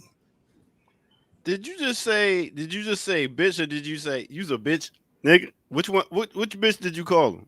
The first one. You know what I'm saying? And it was crazy because even the cats I was with, they's like, It's like, word? top Did you just brass, call they the standing there mayor? looking like this. I'm like, dude, man, like, what you What gonna y'all do to gonna me? do? Yeah, arrest Word. me for obscene language. Motherfucker, Well, call you a female dog. Go I'm gonna ahead. take y'all to Black Power Media and hit y'all with a clip of, in case y'all missed it, y'all gonna find out. Let's get it. Uh-oh. Yes. BPM. Remake. All right. What's good, everybody? Welcome back to the Remix Morning Show as we go for a quick break before we give y'all some more of that heat. Now, I was watching Black Power Media and I was like, yo, this is dope. I have to put y'all on to what I was checking out real quick. What I was checking out was an episode of I Mix What I Like. And it was the April Silver Takeover. And they had a bunch of dope guests on here. So let me put y'all on and give y'all a little piece of it. Thank you. Greg? I'm just listening, taking it all in. I want to thank you, April, as well. Join everyone in thanking you and letting everybody know. Most people here already know, but new viewers will be watching this later, the importance of Black Power Media and this whole suite of programming and the intellectual work that goes behind this work that translates into action. So thank you, Dr. Ball. Thank you, Brother Kaba, and everyone on this platform by extension. April, I'm thinking about something that our sister Brenda Green at the Black Writers Conference a few years ago, and so much work you've done with her around that. Sister Sonia, we were on a panel together. We were all sitting up there, and a young person asked, what can I do as a faculty member when I'm worried about tenure? I'm up for tenure. And she told the story of having counseled a young faculty member. It may have been at Temple, because Sonia lost her job a couple of times starting with the students. And the young person said, well, I'm up for tenure, and I'm glad we're on a platform. And if you got somebody who's a minor, please put your hands over your ears. This is a trigger warning. Sonia responded that day at Mega Errors. We sitting there, and she said she told this young person, we all up for tenure, motherfucker. The point is this. When we think about the reason I said that is because we're all being tested all the time. That's right. So that's what it is for that right there. Y'all got to check that one out. It was a dope panel, a bunch of different guests. So check that out. That was Friday, I believe, Friday morning. So go back on Black Power Media and check that out. And that's what it is for right here, right now. Let's take it back to the Remix Morning Show. Let's go.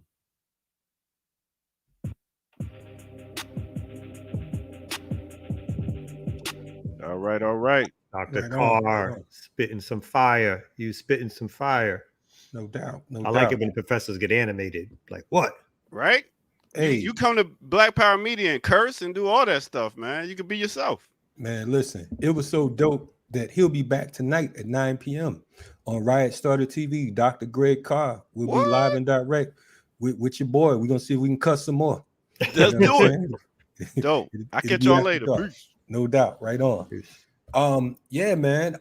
We have today, I mean, we haven't had a guest in a while on the remix. So I was just like, man, who can we get to come on board? So I said, man, Kamal's from New York. You know what I'm saying? Let me call somebody from New York that could spit, that has some clarity and some understanding. So what we're gonna do is we're gonna be back with you in a second with one of my main guys who've been putting it down for years.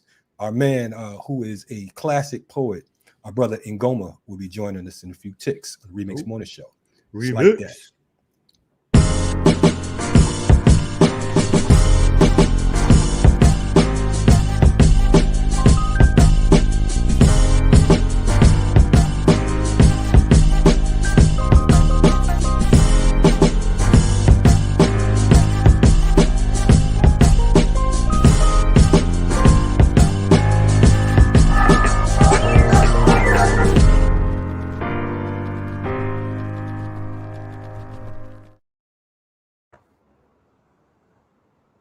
What's happening, my main man Ngoma? What's happening, Baba Ngoma?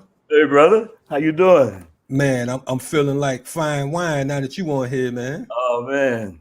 Man, Look, do that. Wow.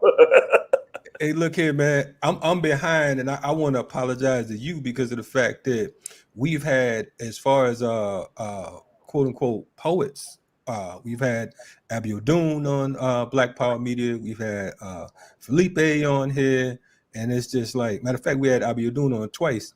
And then I was telling you, I was talking to Pam Africa a couple of days ago. She said, "Man, do you know Bobby and Goma?" I said, "Yeah." I said, "Oh man, I've been tripping.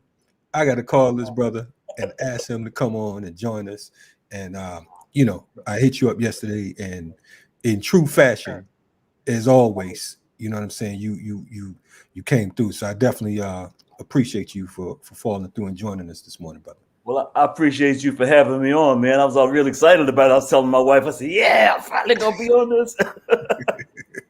Man, listen, man. For folks who don't know, Baba and Goma from the tri-state area, the New York area, he's a former member of Amiri Baraka's, the Spirit House Movers and Players. He is I think that it's a disservice for me to call you a performance poet. When you talk about a griot, Baba and Goma's a griot in the greatest sense. What I'm gonna ask you to do, Baba, is, if you don't mind, give these folks, so that I won't be accused of not properly giving you your due. Please give us a brief bio, whatever, of who Baba and Goma is. Oh, okay. I'm a cultural worker.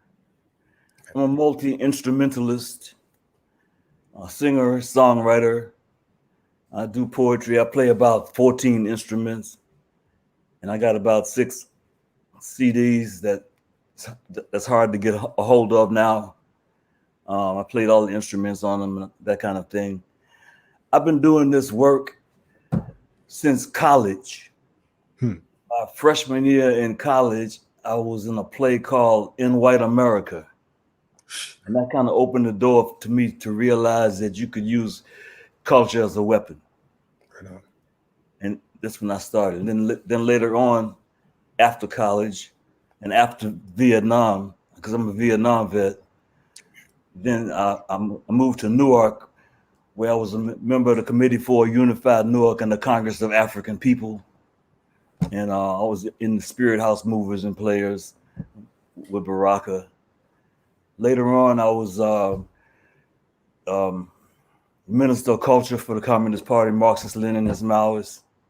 A lot of people don't know that because it was such a short span. I also helped to start the National Black United Front. I was head of culture when it first started out of Daughtry's church back in the day. And I've been just continuing to do this work. Okay. Let's see. That's the kind of quick kind of thing. Now you see why I said me giving a bio or a description of your works wouldn't be done properly, and why I said, and there's nothing wrong, for the record, for folks in the chat, ain't nothing wrong with being a poet. A poet is a beautiful thing, you know what I'm saying? But you know, it's more important when you are doing this work for our people. You know what I'm saying? And shout out to Amiri Baraka. Amiri Baraka got our first Lifetime Achievement Award before he transitioned. We gave out, as far as the FTP movement, we gave out 3 awards, and it was to Amiri Baraka, Marimba Ani, and Daruba Ben Wahad. So shout out to them.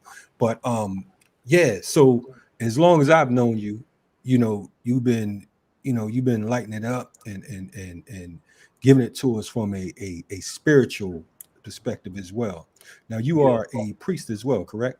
I am. Okay. Can you tell us a little bit about that? Yes. I was initiated in Ibadan about 10 years ago. And yes, so yeah, I do that. I don't know what you don't do. But yeah, man. I mean, first of all, you know, how have you been holding up, man, with this whole situation with the quote unquote pandemic and everything? I've been holding up pretty good. I'm retired from a 9 to 5, so I don't really have to be out in public, you know, much. There was everything closed down, so I wasn't doing any live gigs. I think I've done like two live gigs in like 2 years, but I've been doing a lot of stuff online, a lot of stuff on Zoom, and different platforms like that. So I've been doing, pretty good. Yeah, I don't hang out and stuff anyway, so it's not like a big deal. But I do miss audiences.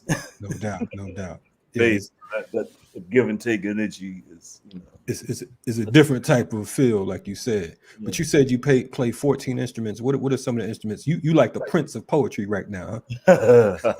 Well, some of the instruments that I can play, I don't own them, so I don't play them.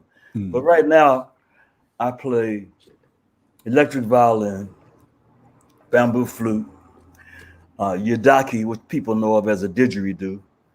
I play 6-string guitar, 12-string guitar, and 3-string guitar. I play bass. I play some keys. I play hand pan tongue drum. I play mini bata drum. Yeah, so. Man, you play 14 more instruments than me. I started early. I started playing violin when I was 7. And then by the time I got to junior high, I could, people start playing instruments in the 6th grade, but I could already play. So they gave me a flute. Wow. To try to play, and the flute had a key missing. So then I started playing cello. Then the high school I went to didn't have an orchestra. They only had a band, so I ended up playing baritone horn. Then I majored in instrumental music education at Virginia State, was college then. And I was in the marching band. I played upright bass in the dance band. I played baritone horn in the ROTC band. I played violin in the orchestra. Did I say that? Yeah. So that was then. Then I started teaching myself to play guitar. Then it just went on and on. Okay. That's crazy. I chuckled because I actually played flute in 6th and 7th grade. Oh, okay. And I wanted to get a drum set, and we got to the music store too late, so all they had was a flute and a clarinet left. So that was when they had the Dario So my mom was like, well, what you gonna do? And I already had my guitar, whatever, and we didn't need a guitar in the school band, so right. I ended up on the flute. But I'm sure I wasn't as good as you. But but talking about your organizing work, you mentioned that you were one of the founders of one of the Afro-communist movements up there. Can you talk a little bit about that? From 1981, 82, I was the Minister of Culture for the CPML, for the Communist Party, Marxist-Leninists, Maoists. The whole thing kind of crumbled after I got to be, after I got that position. Wow. The organization itself crumbled. Wow. So that's what was up. I spent a month in China studying United Front work. I went to 5 cities. I did a concert at the Shanghai Conservatory of Music. Wow. A history of music of struggle. And, that was kind of that. Then after that, kind of crushed. I was also a part of a duo. My ex-wife, whose name is Jaribu Hill, who has an organization in Mississippi now, Mississippi Workers Organization. But we had a duo called Serious Business, and we did contemporary freedom music. We did that for about a good 20 years. Wow. We performed for such events as the Rally for Nuclear Disarmament in Central Park for 1 million people. We did a lot of work for the unions, for the various unions. We performed actually in Madison Square Garden for a couple of union rallies. Wow. Interestingly, we had this chorus, and the chorus was "Stop the bosses, don't listen to their lies, no give backs, we gotta organize." And we were working for the custodians union, and they had big sheets, and on the sheets it said "Scabs check in, but they don't check out." And we got them singing "Stop the Bosses," and they went out in the street and blocked up 6th Avenue at 5 o'clock traffic. Wow. That right there, man. I mean, you know, it's crazy because of the fact that, listening to you and knowing your work, and the fact that I've known you for at least a couple decades now, I believe, and it's just like the consistency, and being a culture worker. I want to ask you, because of the fact that there's so many folks out here who consider themselves artists. And I'm sure this is a question you've been asked a million times, but I'm going to ask it anyway. The role of the artist. I interviewed Mumia a couple of days ago, and I asked him about the role of the journalist. So with you, I want to ask you, what do you say the role of the artist is? Because of the fact that you're talking about you performing in front of a million people against nuclear disarmament and union rights and so on and so forth. Let's talk about that. What's the responsibility, or what's the role? The role and the responsibility of an artist is to tell the truth. It's to raise people's consciousness, not just to babble on about bullshit. There's a lot of information that people don't know, and a lot of things that people don't think about because it doesn't enter their realm.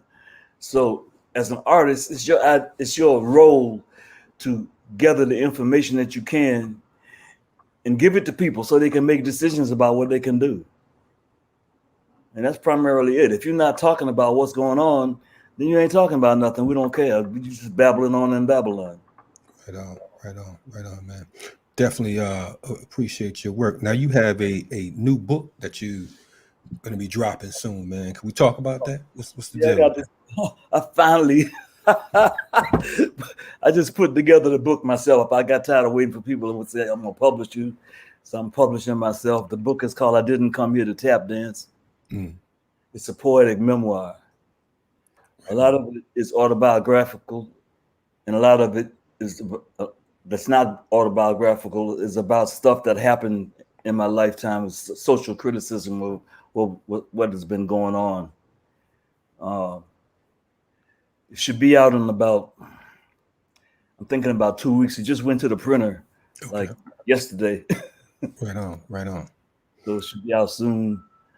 You could probably I'm gonna put in the chat. I just put up another website for it. Okay. Not a website, but a Facebook page for it, and the page is Ngoma's Words, Ngomaz. So people can go on there and sign up or whatever, and get notice about when the book is coming out and what other products that I might have. I got a couple of chapbooks and I got some CDs and whatnot. And I just put it up yesterday, so don't look for stuff like right now. Hey man, it's all good. Get us the information, and we definitely will push it. In fact, when I interview Greg Carr tonight, I know you sent me some videos. I'll definitely play one for folks to get a feeling of. So y'all have to wait till the night to check that out at 9 p.m. How about that? I know that we have a mutual comrade who did your artwork for the cover. Yeah, Ayaba. Yes, sir. Ayaba. Shout out to Ayaba, the Bridgeport homie, because that's where I'm from. I gotta keep telling people about Bridgeport. They be trying to front us off in Goma, like they don't like ain't nothing happening out there. You know what I'm saying? Bridgeport is jamming, man. They're doing some good stuff there. Man, they act like they don't know. I want to ask you, because of the fact that it is somewhat a tradition here. We've had, like I said, I mentioned Abiodun, I mentioned Felipe, we've had Sonny Patterson, we've had Abyss, we've had Jessica Care Moore, and the one thing that we ask all of them to do is spit a little something for the people. So I got you. Yeah, so in the tradition, can you hit us with something hard? Epigraph: there are over 69 political prisoners and POWs captured in these yet-to-be United States. This poem is livicated to them with my apology that there are too many to mention. The real Black Panthers ain't in Wakanda. Real Black Panthers never had vibranium, ain't in Wakanda, ain't Afro-futuristic. In fact, their future is in peril, an endangered species. living heroes and sheroes, not Marvel characters imagined by Disney. No blockbuster movie by Hollywood. America says they don't exist, but J. Edgar Hoover declared them dangerous. Counterintelligence programmed them, disappeared them behind prison walls. Warriors in the struggle for liberation never asked to be citizens, righteous soldiers. They did not wear uniforms, guilty only of taking a stand to free the land, framed by a system that refuses to acknowledge their sovereignty. Go and tell the children, tell them we have real heroes that lived and died for freedom. Call them by their name. Fred Hampton, Little Bobby Hutton, Safia Bukhari, Herman Ferguson, Bashir Hamid, Zaid Malik Shakur, Geronimo, as in G. Jaga Pratt, just to name a few who died too soon, like Kuwasi Balagoon. There's no need to make shit up.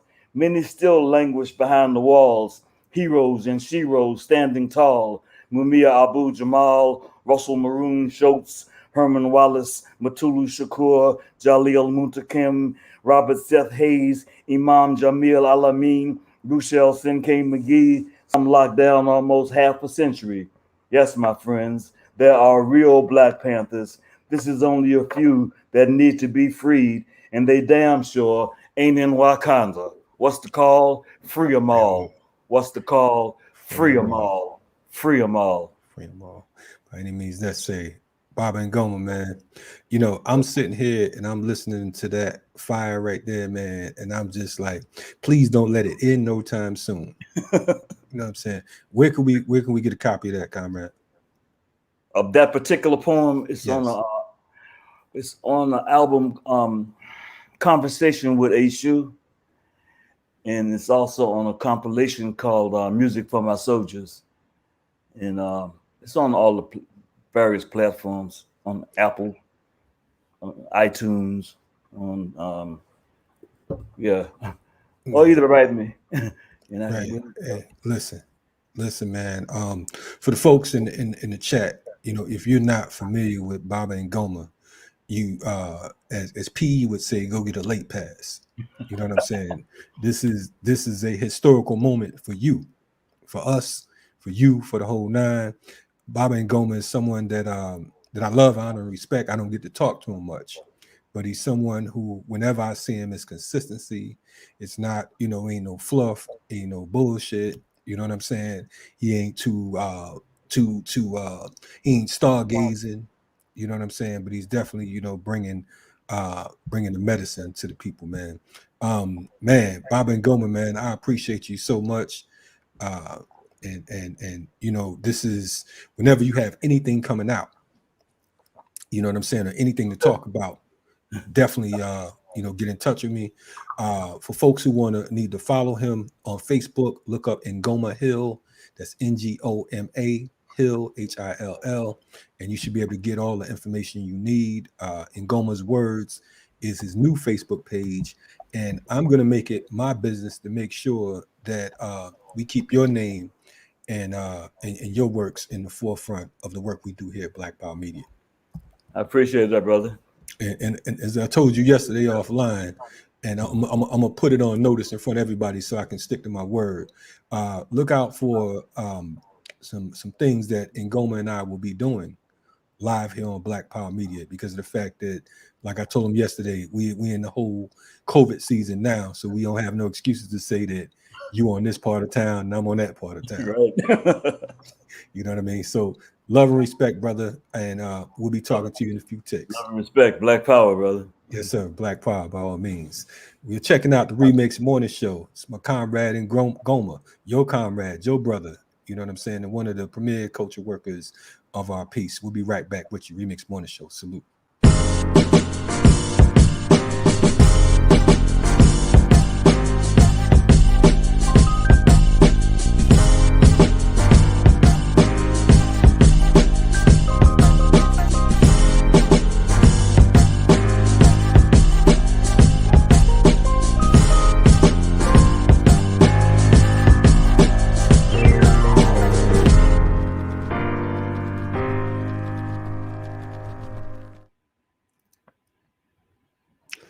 Yes, y'all in.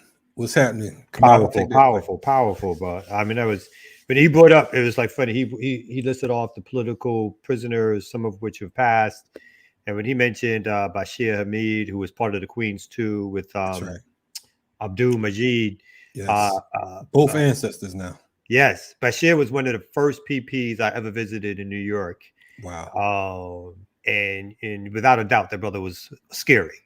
When I say scary, I mean just in terms of like just like he didn't play. You know what I mean? Like even when he was joking, it made you think like this dude is serious. So like real quickly, real quick, we would go up and, obviously, he'd been locked down at that time, maybe 19, 20 years or so forth.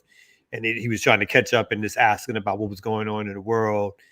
He brought up some elected official or something like that. It was like, well, how was I'm not going to give the brother's full name. He was like, how was Roger doing? I was like, oh, well, Roger's still doing the womp womp womp womp womp. He was like, shh. It's like, I know you talk about too. He was like, man, if I was out in the street, I'll pull his body behind the backyard. And I was like, what did he just say? What did he just say he do? It's like that kind of, it's like, oh damn, this brother is like, you know what I mean? It was just like he was such a great brother. And same thing, like it's a shame that again, we did not get to free or see these cats out, get these cats back out in the street before they pass. Kwesi Balagoon, another one. Some good history. Yeah, Kwesi Balagoon. I mean, just so many of the folks. I mean, literally, I'm sitting here and I'm listening to Ngoma, and I was about to tear up. And I'm saying that out of all seriousness because of the fact that, again, this is such a new era where political prisoner work amongst organizers, it's not as heavy as it was. That was like basic for us. I mean, supporting political prisoners, you couldn't talk about shit. First of all, it's reading books, training, political education, and supporting the political prisoner. Who are you writing? That's the number one thing that folks want to know. Okay, we go through our joints. Who'd you get a letter from? You know what I'm saying? And I can remember getting letters from all these different political prisoners, and it was just amazing, and just it's beautiful to see some of them coming out now. But like you said, so many are ancestors. And I remember those posters we would have, and I think I still have one, the set the captive free joints.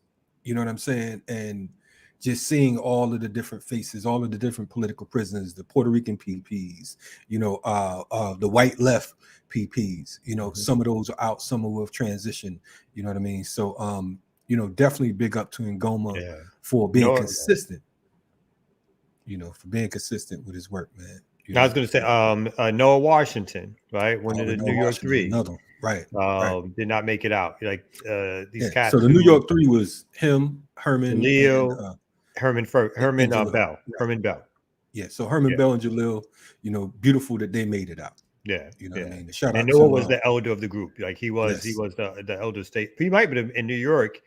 Of the 8 or 9 who were there at the time, again 15, 20 years ago, he was probably the elder of the New York State political prisoners. And then as folks know, Sekou, who got out but was transferred to New York for a little while.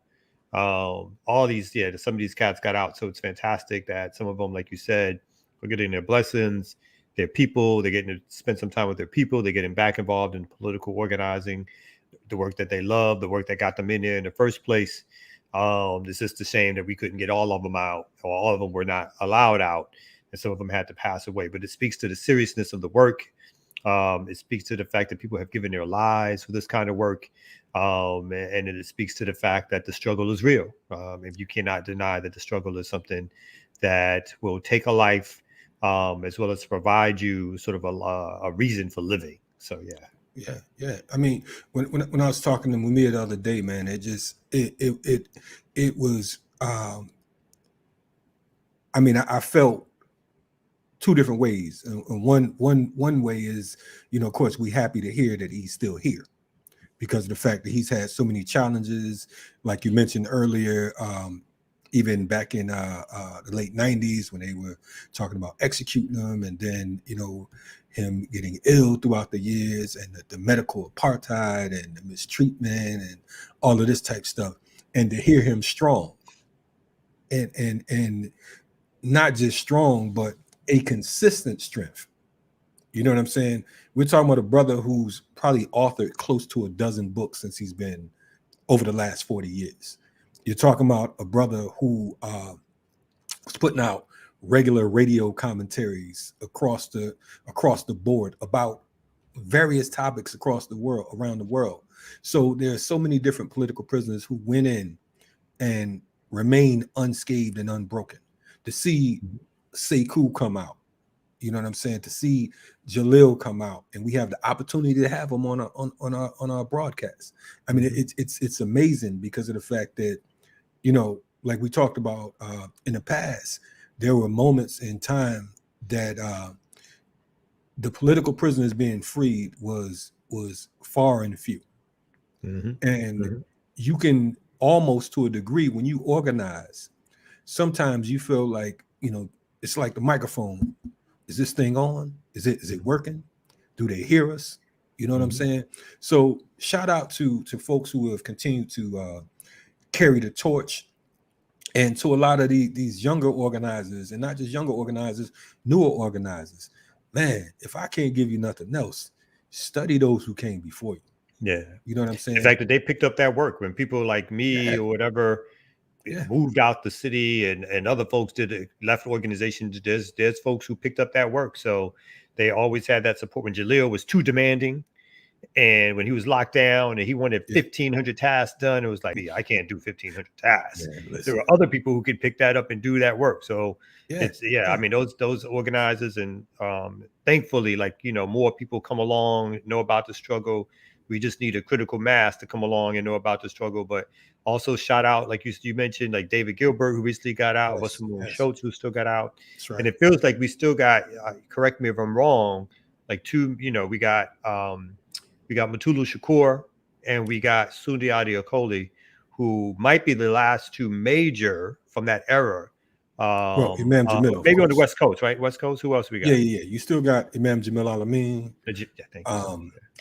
You know, definitely shout out to Imam Jamil, and you know, there's a few dozen, but the thing is, like you said, there's some who are more popular.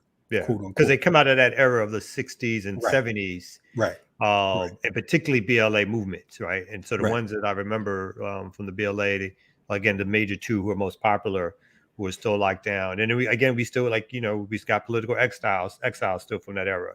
We'll never get to step back on this land again, most likely, to see their family, right? To see some folks haven't gotten to see their kids grow up. They haven't gotten to meet their grandkids. They don't get to go to dinners and whatever else. So all those folks still exist, which is why this movement is so important. And remember, the movement is obviously to support them, but the movement is more than that, because they didn't get imprisoned because of their support for political prisoners. They got imprisoned for their political activity. That's right. And so we should support them as political prisoners.